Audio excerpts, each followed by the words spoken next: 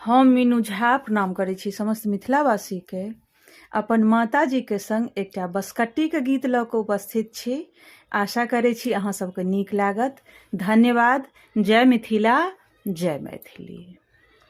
हरे यारा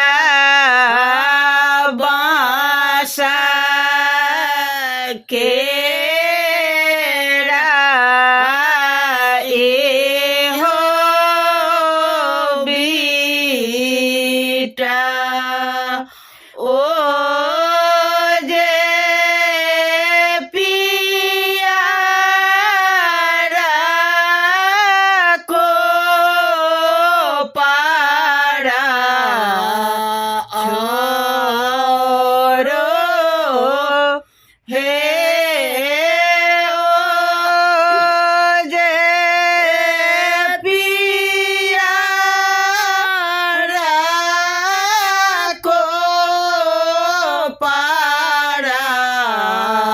छोरो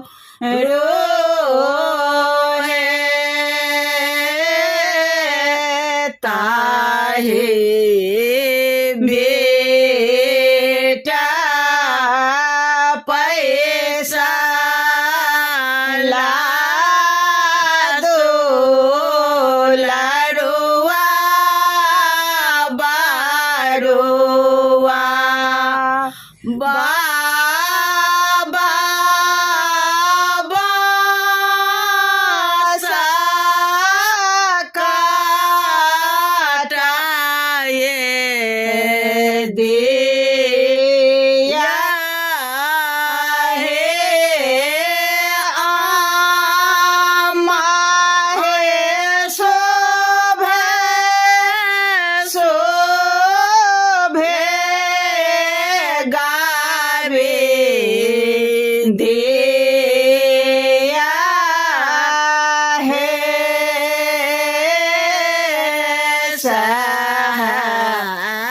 सोने बड़का बाबा बासा काटल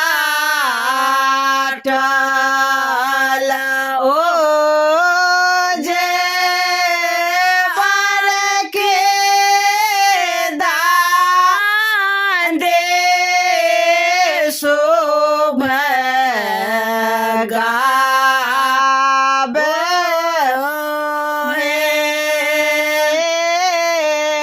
साहिब से मारा बाबा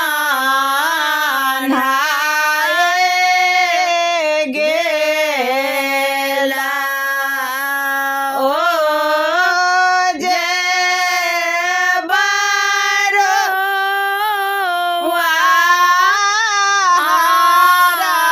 सीता